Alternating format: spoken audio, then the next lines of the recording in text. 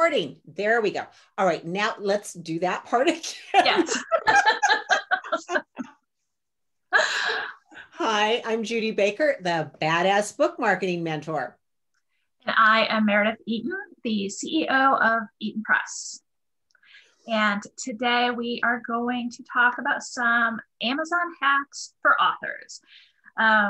And this presentation came about because Judy and I met. We were introduced by a mutual acquaintance and realized that with her background of book marketing and my background of book publishing, we had seen every side of Amazon. We had learned all of the tricks and the ins and outs, and realized just in talking that these were some things that most people didn't know, and we should share them and help all the authors be able to use Amazon better to sell their books and promote themselves. So here we are. Yep. So we're going to start off with one of the very fun things that we have discovered. So here we go. And is it, oh, yes, I'm going to figure this out. Hold on a second. We're using a different technology today. So here we are. I did it. All right. Author Central. It is the place you need to have yourself showing up, but it's got some little quirks about it. And both Meredith and I have encountered this. Mm-hmm. The first thing that I noticed is most authors don't realize that it's there or how important it is to your searchability, to being able to fully access all the parts of Amazon that are available to you as a self-published author, or as even a regular traditionally published author as well.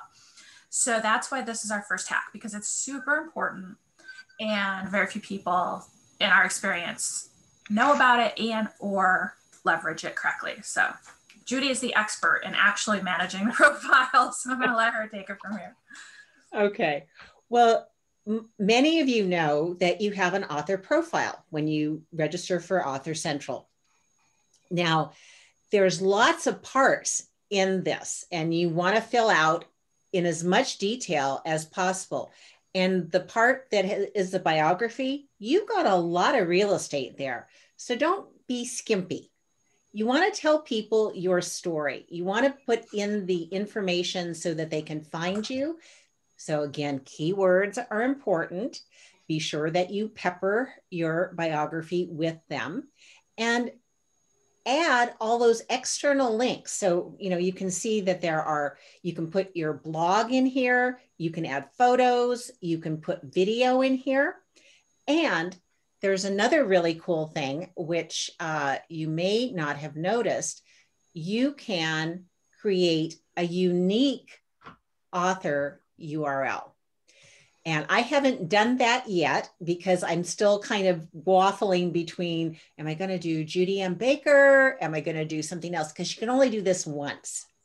So if you haven't customized your Author Central URL, that's the one thing I would really recommend you do, because you want to make it as simple as possible for people to find you.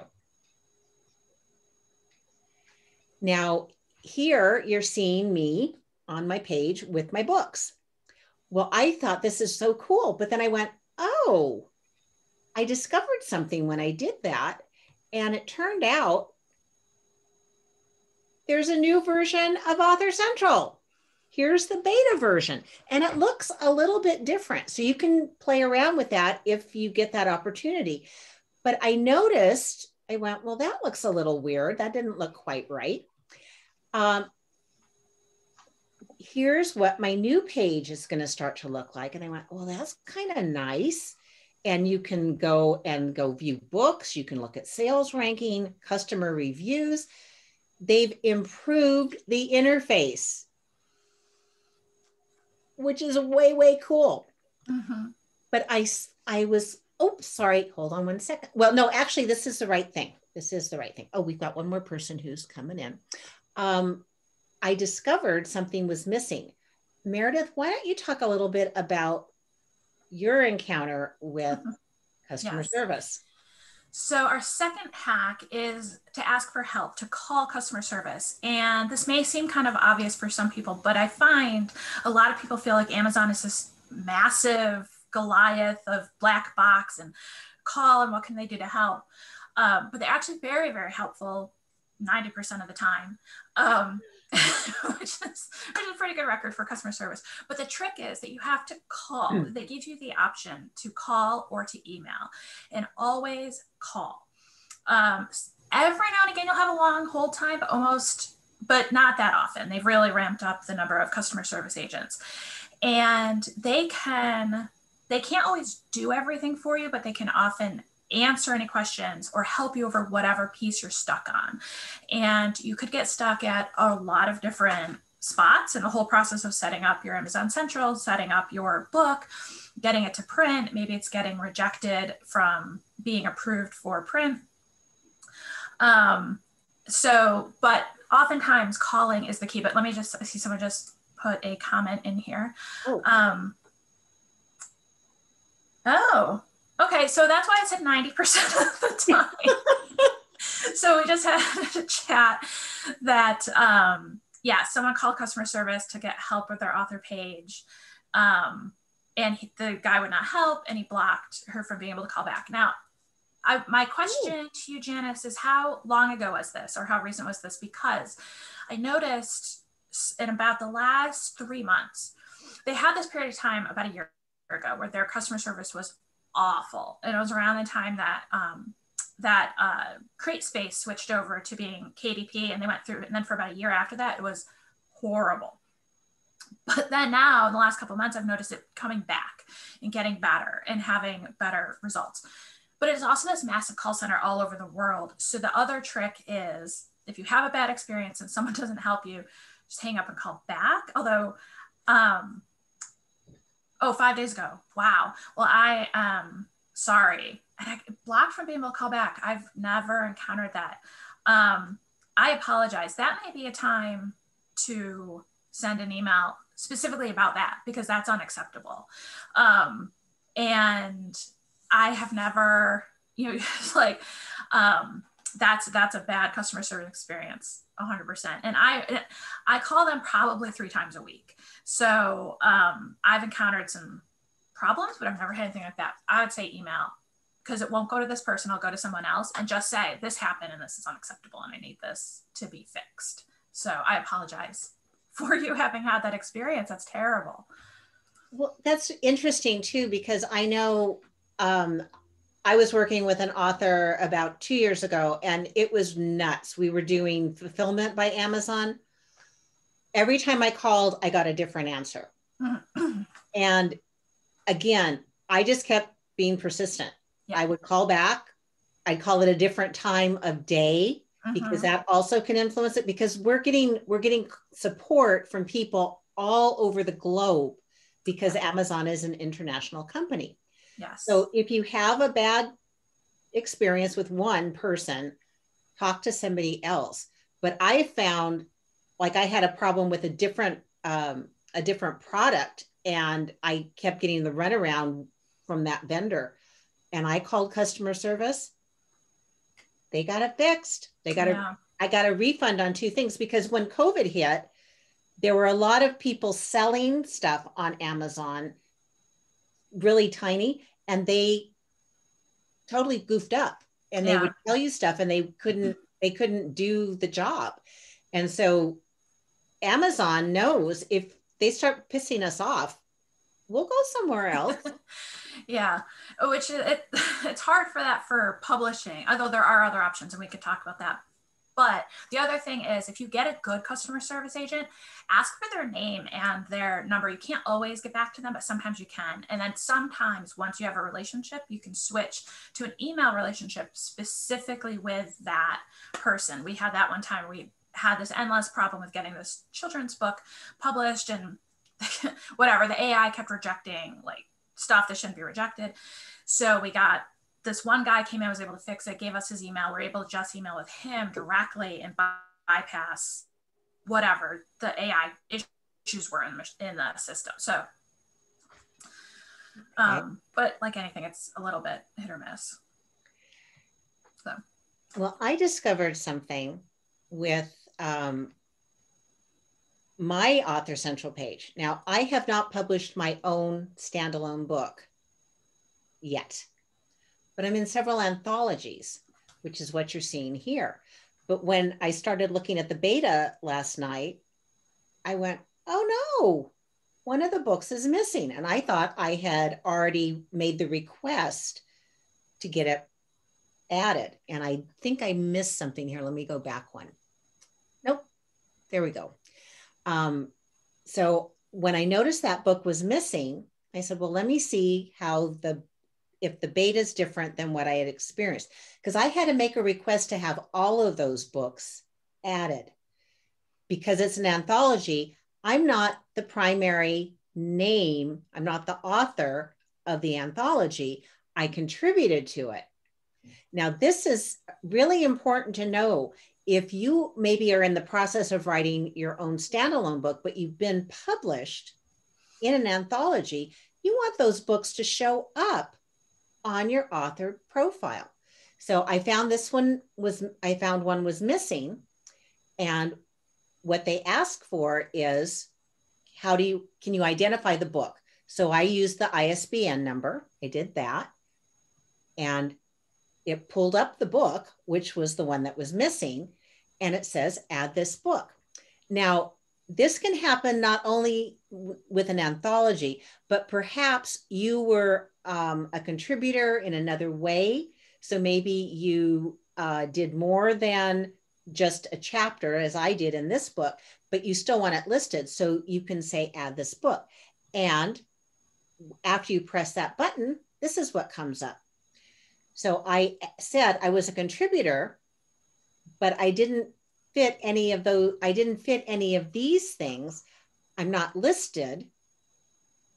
So the next thing that happens is you say, I'm not listed, and then you're going to contact Author Central, which I did, putting the information in here. I put in the title of the book. My name, and the information that they needed.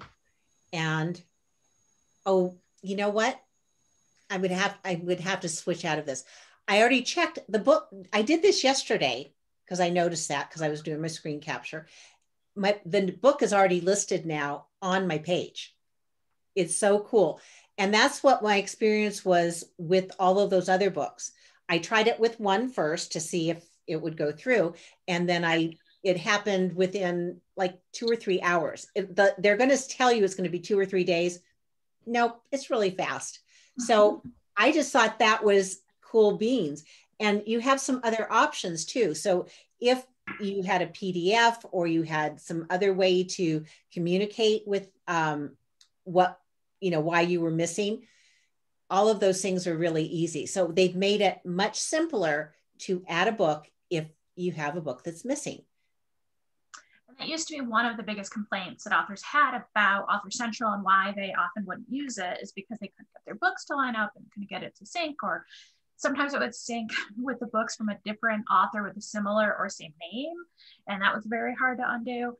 And they did not have their own customer service page then, which I think is one of the evolutions that it has come up with.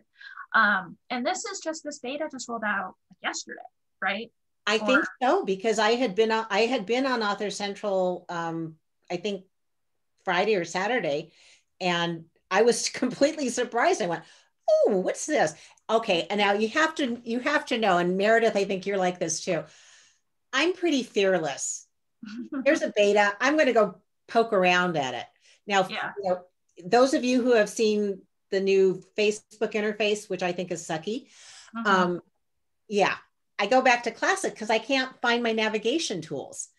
This, however, on Amazon, I think they did a really good job. So maybe they weren't real fast in getting it out here, but now what they've done, they've made it much easier for authors to go in, add information, change things up.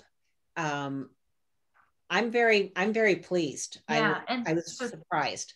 Janice, this may be a solution for your customer service. Problem is if you go into the beta version and try to contact customer service through Author Central to address your author page question, that might be a solution for you. Since just using the new, you have to switch to try out the new beta, but that could be an option. So the other, and we're going to come back. We're going to talk about Author Central and some of the other functions of it as we talk about some of these other hacks going forward. We have a question. How do you switch to beta? Was it just there?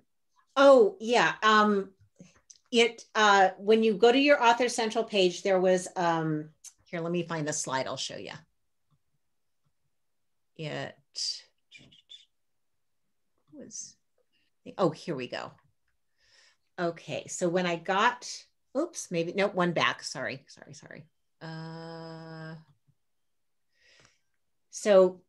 Right here, it says important message. Author Central is getting an update. Try the beta. So I just clicked on the link and everything popped up. Fortunately, everything moved over because I know from some of the people in the room, when everything went to KDP and it was like chaos. Things are not copacetic here. Yeah. Stuff's all cattywampus, and some of the books came over and some didn't. And so some people had more trouble than others. Some were very patient and just didn't deal with it and waited until things settled. And then things moved over. But as Meredith said, now they have a dedicated team working with us, because even though self-publishing has grown and grown and grown, Amazon was a little slow to, really embrace us. Mm-hmm. Self-publishers, small publishers, they still had the old model going on. So I think things are a lot better. So just give it a try. And I don't know if it's going to be on everybody's page or not. I'm hoping it is, but take a look at the beta, because I think it's really nice. I think it's it's pretty flashy. So let me get the other thing too, just speaking of beta versions and evolutions at Amazon, is that stuff changes at Amazon all the time. So I work with self-publishers. We're a self-publishing services company, and I can't tell you the number of times where I've gone, one client to the next, and it's a difference of maybe 2 months of being in and out of Amazon. And I say, oh yeah, we can definitely do X. And I go in and then, no, that's not a thing. They've taken that service away, or they've changed that, or they've added something where I'm like, no, that's not, Amazon doesn't let you do that. And then all of a sudden, oh no, yes, they do. Now we can, just as of this week. So for a while, they took off the ability to do pre-orders via Amazon Advantage, and now it's back, but different. So that's one thing too, is to just be ready. If you're managing your own Amazon account as a self-published author, just be ready for stuff to change and for it to evolve, good and bad. It does seem like, generally speaking, the last year, I would say, every change that has happened has been about improving their customer service process, which also involves, to some extent, improving our customer service experience. So having more agents, having the agents have a little bit more control over things, or at least more information. But then also for them on the self-publishing side, constantly trying to exert a certain amount of quality control, which works to the advantage of the self-publishers, even though it's frustrating, like super frustrating at times when they get really, really stuck in detail. But part of where self-publishing gets a bad name is because substandard products can get into the marketplace, and Amazon doesn't want that. So that's why they have such a rigorous review process for print. They don't have any review process for ebooks. They'll let anybody put anything out for ebooks, which is good and bad. But for print, there's a lot of checks, there's a lot of hoops. It can be incredibly frustrating at times, but that's why they're doing it. And so it's it's not hard to get frustrated. I've spent a lot of time yelling things about Amazon for getting in my way. But I think that's where they're going with this. They're trying to just sort of manage their needs and authors' needs. So moving right along, hack number 3, and this is going to be the one that may sort of shock some people, but we're saying forget about trying to achieve Amazon bestseller status. So this is kind of, we think, a little bit of a racket, but a lot of people will tell you you have to do it. They'll sell the way that they did it. They'll be your coach. They'll, this 5-step method. And it's just, in our opinion, it's not worth it. It's not worth the effort, because what happens to get that bestseller status requires a massive coordination of your audience, of getting the book out early, getting people to review it, getting them to post, getting them all to post on the same day, making sure you have the right categories. There's so much that goes into it. And then what happens is you get this like bestseller thing for maybe a minute, maybe a couple hours, maybe if you really nail it, maybe a day. And so then it becomes, you have to run in, you have to screenshot, you have to grab it, oh, Amazon bestseller. Now you have a marketing tool that you can use, and that's fine. But that's it. And the more people who learn the hack of how to get that bestseller, the less value it actually has. And you can end up spending hours, days, weeks, so much time and effort mobilizing your audience, using up a certain amount of social capital and goodwill of your audience just for this fleeting moment of being an Amazon bestseller. And really, the impact that it has on your algorithm, on your book sales, is minor. I know people have broken their backs to hit that bestseller, to get that designation, and saw 0 additional book sales as a result. And they spent dozens, if not 100 hours to pull this off. So I think, and especially at Eaton Press, we focus on nonfiction. And so for people who are building their businesses through using a book as a tool, that is not a good use of your time, in my opinion, at all. And what is a much better use of your time is just getting reviews, getting the book out. So this wraps up a little bit with the idea of having your book available for pre-order. And again, you have to jump through a lot of hoops to get it done through Amazon. You have to have the book done pretty much before Amazon will accept it for a pre-order. And I think you lose an opportunity for sales. And if really what we're trying to do, particularly in nonfiction, and it's a little bit different with fiction, but not that different, I don't think. You want people to buy your book, right? You want to sell copies of your book. That I think is the bottom line for most people. And you want people to know about you and know about your book, tell their friends about your book, and, get publicity, all that kind of stuff. So I think the most efficient way to do this, and the best way to maximize your return on your investment of time, which is a limited resource for all of us, is get the book on sale. Don't worry about the pre-order, get it on sale. Then every effort, every minute of time that you're spending to tell people about your book, to market your book, to ask for reviews, instantaneously happens. They can, oh, that book looks great. Let me see. Boom, impulse, done, bought. Or, oh, I did. Yes, I read the book. Maybe they're an advanced reader. Maybe they're one of the first readers. Oh, I have to review that. I forgot. Let me do it right now. Right? And she wanted me to go on right now and put that review. You don't want to look, well, you can only review on the Kindle because the print is still pre-ordered. You can't review pre-order books. It's like a whole thing. And you're just wasting opportunities. You're missing opportunities. So honestly, don't know how this whole bestseller thing became such a holy grail. Because it just, and here's the biggest secret that I can tell you from decades of publishing. The only thing that really moves the needle is as the author, your direct interaction with your audience, your constant effort to sell books, to connect with your audience, to get media attention. I had authors who had TV spots. I've had authors, one of my authors did a travel memoir and was featured on the travel channels, did a video on him. He sold I don't know, maybe 10 books. It was this little blip and gone. What sells the books every month is that he was constantly out there pushing it, talking, taking speaking gigs, telling people about it, working it. And that's the reality. Even if you have a publisher, it's the authors who commit to the marketing that are the ones who see the results. who sell all the books. Maybe you're not going to get bestseller status, but like you're probably selling more books than those people who are, to be honest with you. And so at the end of the day, that's usually what matters for most of us. Well, one of the things that some of you may know, but some don't, you can ask for reviews right in your book. And you want to make sure you do it in 2 places.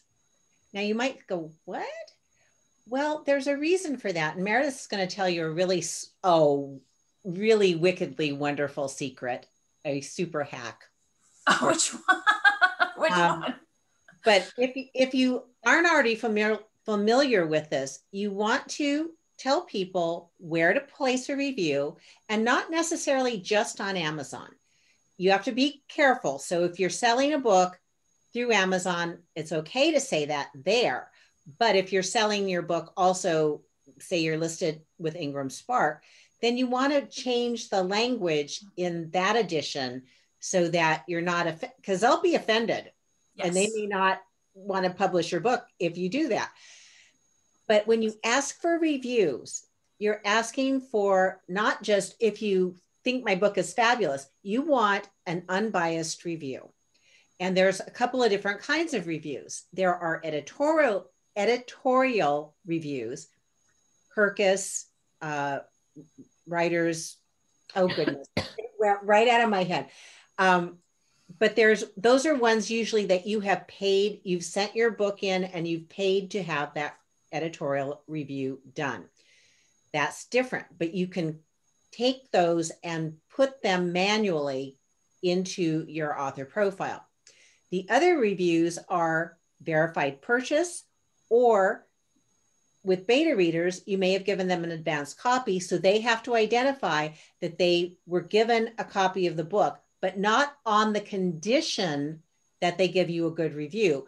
That the condition was you gave them a book and you're asking for an honest review. Yes, and that is a key detail.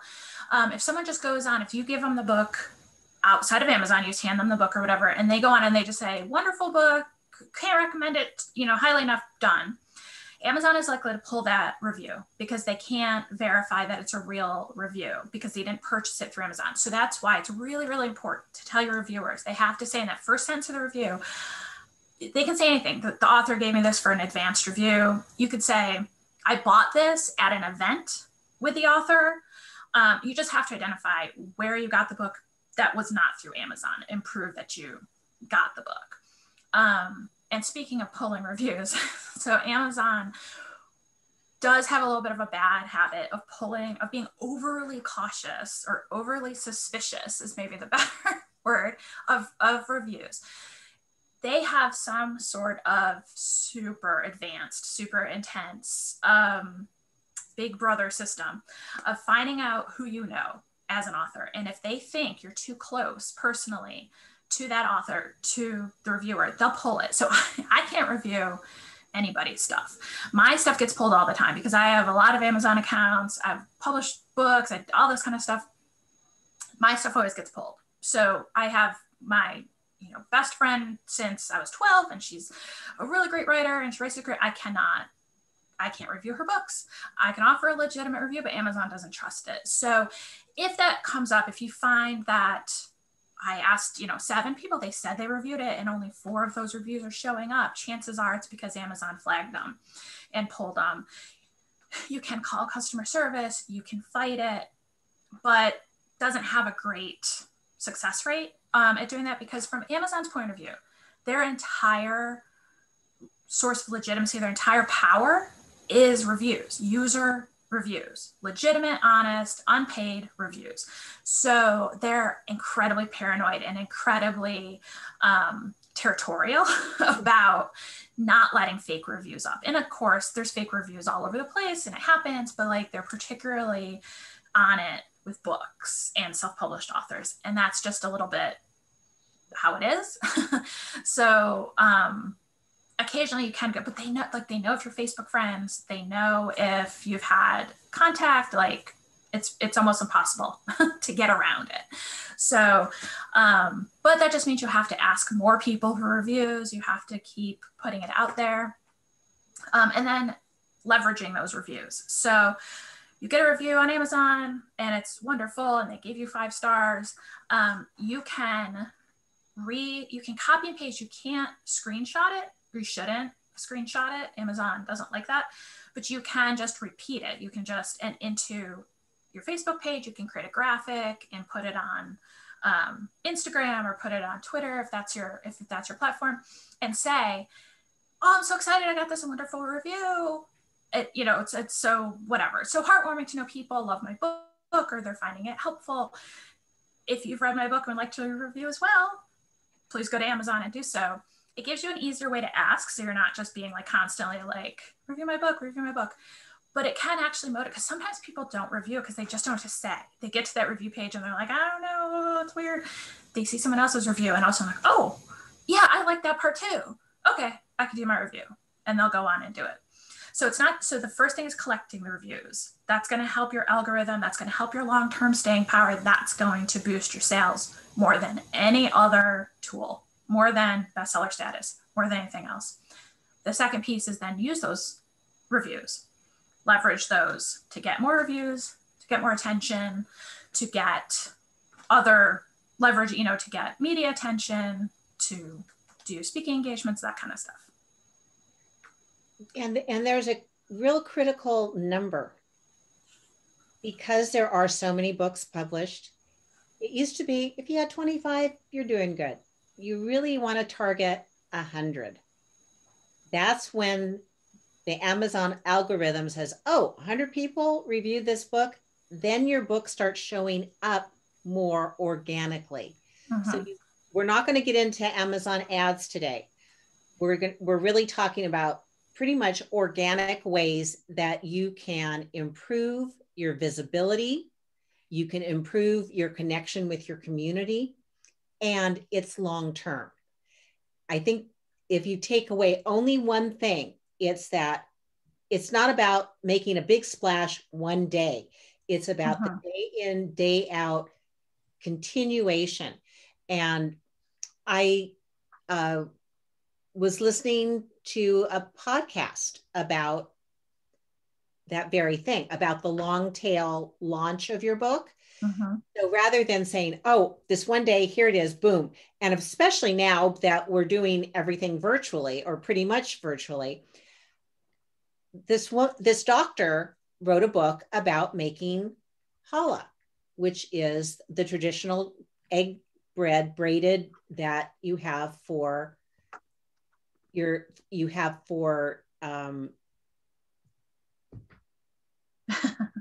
Sabbath. I know the word just went way out of my head. So when COVID hit, she published this book 2 years ago. When COVID hit, she had been doing live events where people would come and they would, make challah together and they would talk. Well, she'd already experimented a little bit about doing it online. And 2 years later, her book sales have continued to grow and grow and grow because she does something every week to continue to promote that book. So not only having these cooking sessions where people are gathering together on Zoom, she's demonstrating and they're cooking and then they're talking about what they're doing. She has created such a strong community of engaged people that her book sales continue to happen. And most people don't think about that. They think, oh, my book's out. It's the old style. You've got 6 weeks to sell the book. And if it's not sold, then it's going to go away. Well, no, your book can be up here forever and ever and ever. So if there's something, you've got a message in your book, this is especially true for nonfiction authors. If you've got a message in your book, that message didn't suddenly die 6 weeks after you published your book. I mean, you spent time putting this together. So think about how can you continue that conversation?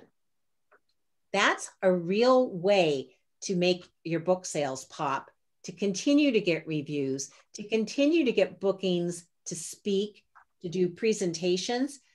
It's long-term. So keep using the content in your book on social media.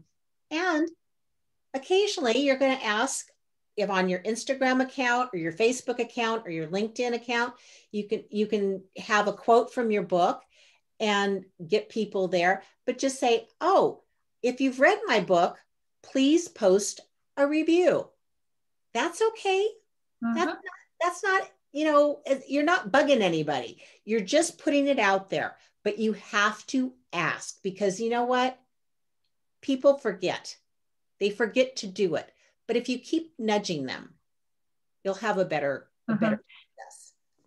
And also, and this is true of all marketing, people are not noticing as much as you are putting out. So you feel like you've asked 100 times, but chances are most people in your audience have noticed it like 15 times out of those 100. So you feel like you're just sort of this broken record, but the message is not getting through. So that's why it's okay to ask 100 times, because then you actually might get 50% of your audience actually hearing whatever it is that you're saying. Another little strategy, little hack, with going back to these verified authors and getting to that 100 solid reviews as fast as possible without the risk of things being pulled, especially now that we're not face-to-face as often. Instead of emailing people like PDF versions of your book ahead of time, your best friends, your beta readers, all this stuff, send them a gift card and ask them for the amount of your book and ask them to use that gift card to buy the book. So it becomes a verified user. They're not paying for it. You're still giving them that same gift or that same courtesy of not having them have to buy the book, but it goes through Amazon as a verified purchase. So that's just going to be one little extra way to secure that review and to help you hit all the points they want for the algorithm. So those are little details. Are you going to share the super secret? I don't remember which one. There's so many. The look inside. Oh, yes. Okay. So this was actually for the customer service. So the look inside feature is great, right? We all love it. So what I learned very recently is you can have them change how much. The default is 20%. It shows the first 20% of your book. But you can actually call customer service and ask them to increase the amount if you need it. So I had a client who was publishing a children's book, a multi-faith religious book for children, nonfiction. So it's short. So 20% didn't go past the front matter. And so you didn't get to see the illustrations, which is, it didn't look like a kid's book. It didn't look like a very friendly kid's book if you were just seeing those first few pages. So I was on with customer service about something else. And I happen to have an all-star customer service person, I'll put this, but he told me that secret. He was like, I can increase this. He's like, we'll start at 35%. He's like, let's go to 50. So you don't have to call back. He's like, we'll go to 30. If that doesn't work. And then he's like, forget it. We'll just go to 50. But he was like, yeah, nobody knows that. And Amazon doesn't want a lot of people to know that because it could just be a hassle. Everyone's calling all the time. But if you're in a situation where 20% of the look inside is not doing your book justice, for whatever reason, call customer service and ask them to increase it, because that can make all the difference. For my client, she wasn't going to sell a single book if they couldn't see the illustrations. So that was a total game changer for her. So that's your bonus hack, customer service secret. Okay. Well, do you want me to move on to the next slide? Yeah, let's see. We've got some questions. Yeah, let's do that now. Why don't I stop sharing for a moment and we can do some questions and then we can come back. Okay. Okay. So I'm just going to scroll back up. So I'm going to jump around a little bit.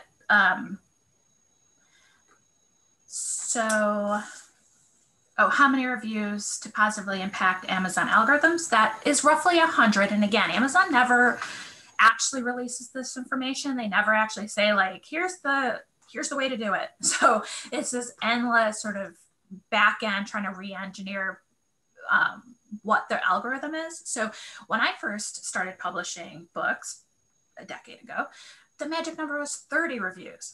At 30 reviews, all of a sudden you got added to like, you may also like, when it would show up on other things, or customers who bought this are also buying. Now it's gone up. And so the general, what we think, those are the injuries, 100 is your magic number. But it could change tomorrow. As we talked about, Amazon is endlessly, they don't like it when people figure out their algorithm. So they'll change it. So they'll readjust it. But 100, but more is better. More is always going to be better. Although you also want to look out, it will look like you're buying reviews if, let's say you have this huge, massive audience and they're incredibly devoted to you, and you say, can you all review this book? And all 2,000 of them review it in the same week. That will look a little bit suspicious to Amazon, especially if it's not the day it comes out. Like if it's like just this random week and 2,000 people post a review. That could look as if you had paid a team of people to just put reviews up. So you just want to be a little careful of that kind of, again, Amazon's endless quest to control fake reviews. So most of us are not lucky enough to have that kind of audience to mobilize, but it bears repeating. So having many thousands of reviews is good, but you want to have it be an organic appearing process. So hack number 1 was Amazon Central. And we will email out a copy of this presentation to everybody who signed up. So you'll be able to go back and watch it again. But it was about making sure that you leverage Amazon Central, that you use it, you fill it out completely, and make sure, because that will increase your algorithm as well. Amazon likes it when your author page is fully filled out, fully fleshed out, because again, it contributes to authenticity and legitimacy. And that's what Amazon likes. So yeah, question, hacks for getting listed in more than 2 categories. That's customer service. It is. Also, I don't know why they do that, because we know, those of us who are with Bay Area independent publishers, we know you can get listed in up to 10 categories, but they only give you 2. So let's hope with this new switch that maybe they'll fix that. Yes, I would imagine a little bit, because you have to ask. Yeah, you just have to call and you have to bug them. Also, if you want to get categories undone, I've never known anyone to be successful at that, but you'll know, like, you'll put your book out and you pick your categories, and then all of a sudden you have, like 10 categories or 7 categories, and they can be really weird categories sometimes. And that I've never so far known anyone who's gotten Amazon to take them off a category. We've been able to add it on a category. Oh, you do? No. Joanna Penn has done that several times, because she reclassified. She writes nonfiction about publishing. She does travel, but then she has a thriller. She does thriller and horror, a whole different category. Yeah. But she reclassified a couple of her series, because she went, oh, that's really not this, it's really that instead. But she had to go through a process of making the request, redoing it, because sometimes you think your book is in one market, but really the readers are different than what you expected to start with. So because you've got control of your books, you can make changes. You can make changes in the categories, but yes, you have to ask for help to do that. And it probably isn't like overnight that everything's going to get switched over. But yeah, you've had experience with that. Yeah, well, that's good to know. I have not known anyone who's been able to undo only to add. So that's really good to know. And I thought of another little tiny thing, and it just went right back out of my head. It had something to do with categories. Updating your keywords. This is not a super big secret, but think about going back in every 6 months to a year and reevaluating your keywords, because you may have found it's evolving. Terms that were popular when the book came out or a year ago maybe aren't the words that your audience are using anymore. And just, it's good to keep it fresh, and that will help also with how Amazon categorizes it and where it pops up on different search engines and things like that. So any other questions? And you can turn your mic on if you want to just yell out a question. Otherwise we'll wrap up. I'll get back. Do her. Yes. Now I have to again guess which is the right window. You know, now I get to do the geezer thing where I'm going like this and looking at my computer. I know. Oh, wait, we have a question. There we go. Pat. I got it. I think we have a question from Pat Sullivan. Oh, sure. I'm actually going ahead for the first time publishing on Amazon. I've been published elsewhere. Any special advice and hacks for first timers? Be patient. Allow yourself a lot of lead time. I tell my clients to have everything ready to go as if it was ready to go on sale, minimum a week, ideally 2 weeks before your actual date that you want it on sale, if you have a specific date. And again, I really advocate for huge focus on like this, you know, one release date that everything funnels to. But if you do have a specific date, don't put it to the wire. Have everything ready to be live on sale, minimum a week, because if you do run into a problem, it can take a while for it to get resolved. So I just had a client last week. We just updated his file. It wasn't even like, he updated some information, redid the file. It's all live, everything, but his look inside is still showing the old version, and one of the changes is on one of those first couple pages.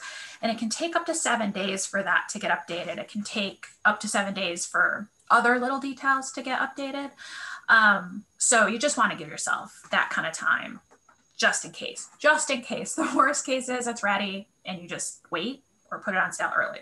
But you just never know with Amazon. You just never know.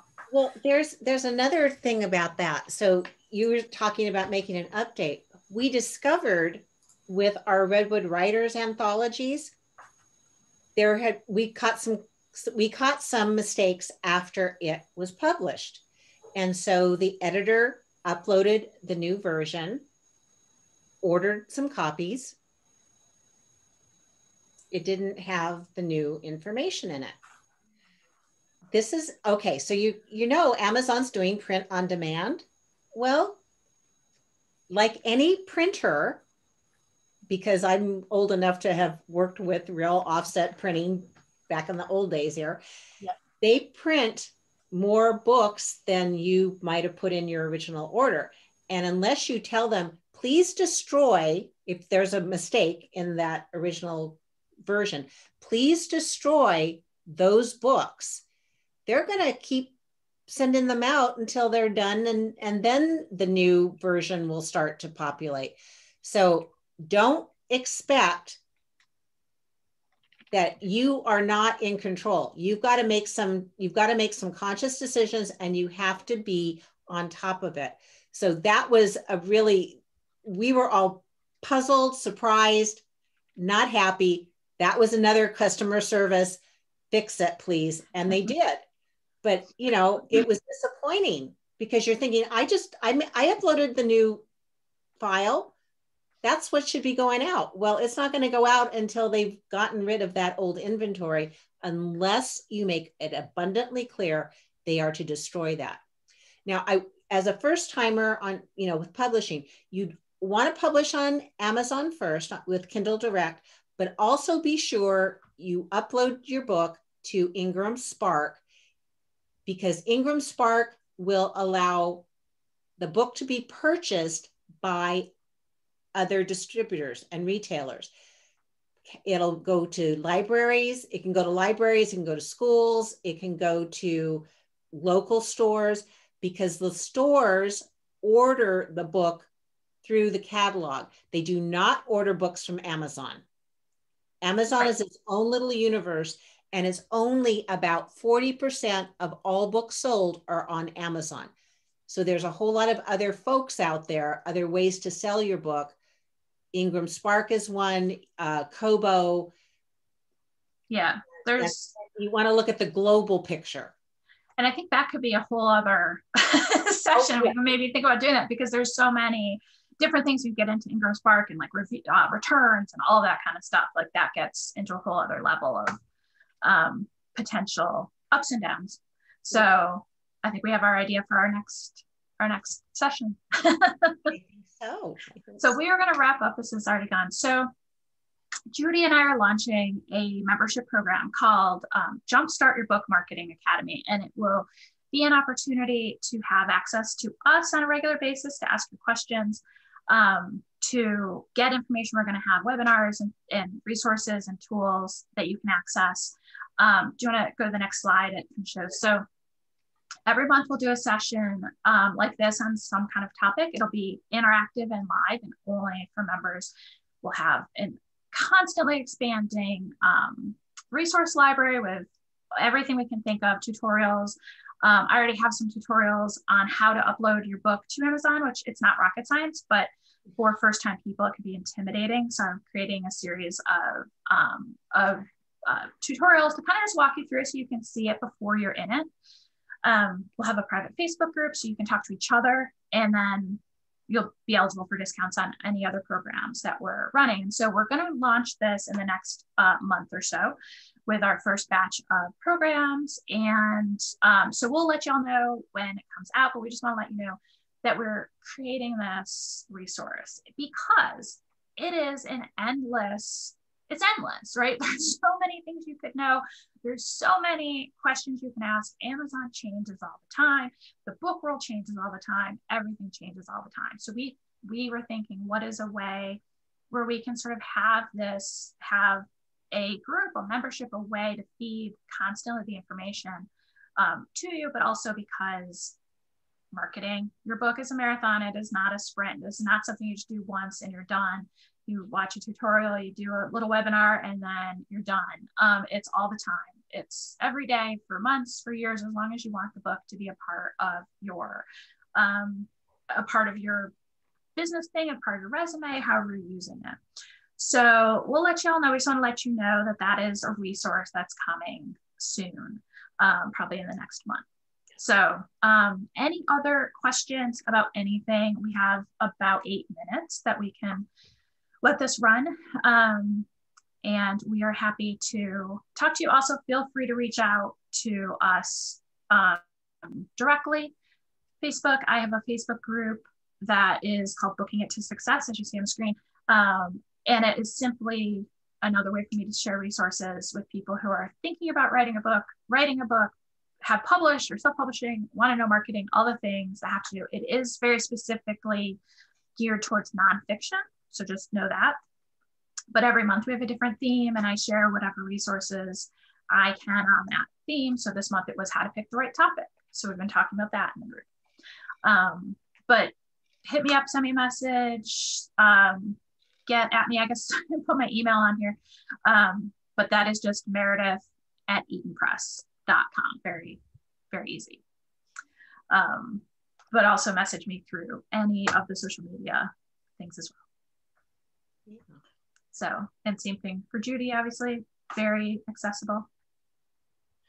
Yes, and in fact, any of you who I have not worked with yet can book a virtual coffee with me using the book an appointment link. And we can talk for about 20 minutes. I'll get to know you. We'll find out if we, want to move forward and do some work together. But I really love getting a chance to talk to people directly, and it would be a Zoom call similar to this. So I enjoy helping people.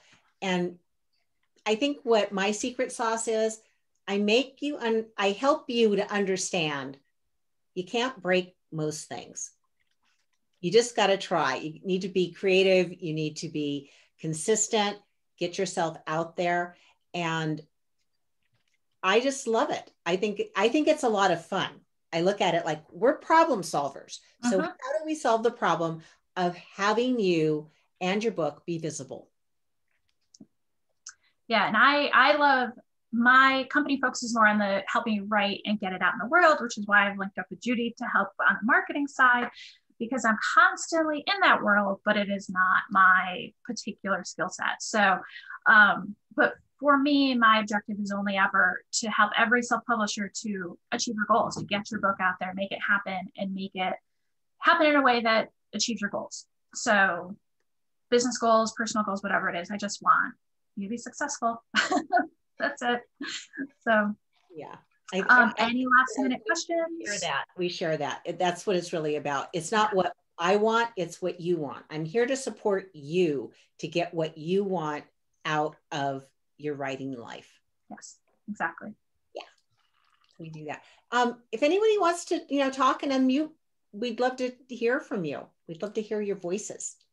We can see your cute faces, but we want to hear your voice. Which is why we did it, Zoom. We want everyone to feel like a conversation as much as possible. I'd just like to say thank you. One thing that really helped me was to realize that if I wanted to keep on top of this, I could maybe do it once a week and not once an hour or once a day. Yes.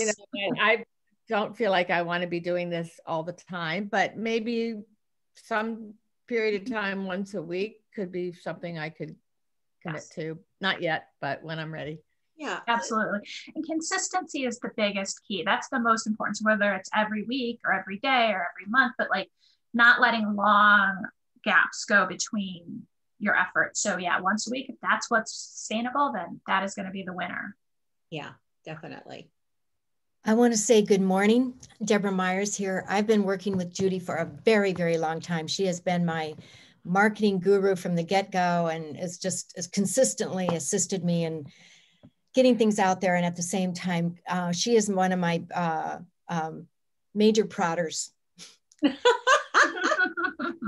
Prod. Nudge, nudge, nudge. But you do it. You stay in action. I think that's the beauty of it. And I think, I know Janice just launched her book, and because a lot of the book came out of her speaking. Mm-hmm. So it's a good synergy. And with nonfiction, definitely can happen. I just also wanted to say that what a fantastic collaboration this is. It's the first time I've met Meredith. I've known Judy for 20 years, I guess. Wow, dating me. Anyway, it looks like a really good team. So congratulations. I see you going well together. Thanks, from here and beyond. Well done. I need to go. I've got a generator guy coming. Oh, good. Yay. Okay, bye. Have a great day. Thanks, Deborah. Take care. Well, I think too, what's happening in the world, we've seen, and I know because I know some of you on the call, I'm a poet as well. So I don't just write nonfiction and fiction, I write poetry. Poetry has just exploded. And you've got so many opportunities. So, we'll be exploring that. We're going to be exploring different genres as well as different tools and resources for you. Yes. Yeah. We're going to cover all the gamut, which is what we're excited about with this membership program, is we're going to be able to go really in depth on so many things. I am ready. Good. Yay. Count me in. All right. We're just filling up that resource library. We want there to be a lot of stuff when we start having people get in, so you can just dive right in. So that's the main thing we're waiting, getting scaled up. So we'll let you know as soon as we have. In the next couple of months, you think? Definitely. I would like to see it by the end of November. Judy and I haven't actually talked about the timeline, but I'm going to say like December 1st would be my goal. I think so. We've got some stuff already ready or close to being ready. So it'll be in there, but it's also the synergy of having a group together. Yeah. The community of writers supporting each other. And that is invaluable. Like Deborah said, you prod each other, but you also can say, oh, I figured this out. This will help you. And when you start doing that, when you can start to teach what you've learned, that's when you really have it nailed. Yes. And also with the community, because everything is always changing on Amazon and all these other platforms too, social media marketing, like it helps to have a lot of people who can be like, oh, this just changed like yesterday, because I'm not in Amazon every other day almost, but so that's part of the function. We need to make sure that we start off with a good group of people so we can all get the maximum benefit from it. Yeah. So, but stay tuned. We'll definitely let y'all know when it's open. Yeah. And thank you. Just the answer to my question today, just really helped. I mean, that's the answer I get in my whole life. It's, you know, everything is consistency. Yes. And I also was hired to help someone do one of those old marketing campaigns. And oh my God, you know, I don't remember how much I charged her, and I undercharged, but she had about 4 or 5 people helping her. And it didn't really help. It lost money. Yeah. And her book has sold because she's consistently been out there speaking, and that big, you know, be the Amazon bells. I hate those hypey things. I hate them. Well, That yeah. is true. I mean, I have 100 stories that people I know and stories I've heard like that. That's so often the case. It's the consistent, the constant moving, not these, there unfortunately is no magic bullet that just, boom, now I'm hugely successful and now I don't have to do any more work. And now it's over and everyone knows about my book. It's just not a thing. Even for traditionally published or people already have an audience, still not a thing. No. It's just no, you have to put energy into it. So whether you self-publish, you work with a hybrid publisher, you work with traditional publisher, it's really you and your ability to connect with your audience and doing it consistently. Yep. And it's that communication about what your message is. If you're doing nonfiction, what's your message? What solution are you providing? If it's fiction, how are you going to entertain people? So it's educate and entertain. And really, that's true for both fiction and nonfiction. Yeah, that's the secret of marketing in general, I think. So, well, I think we're going to. All right. Well, we're right after 10. We're a little bit after the top of the hour. And thank you today. And if you do have questions, please get in touch. We will send out the replay and tell your friends. We want to make this a robust community. Yes. All right. Bye, everyone. Thank you. Thank you so much.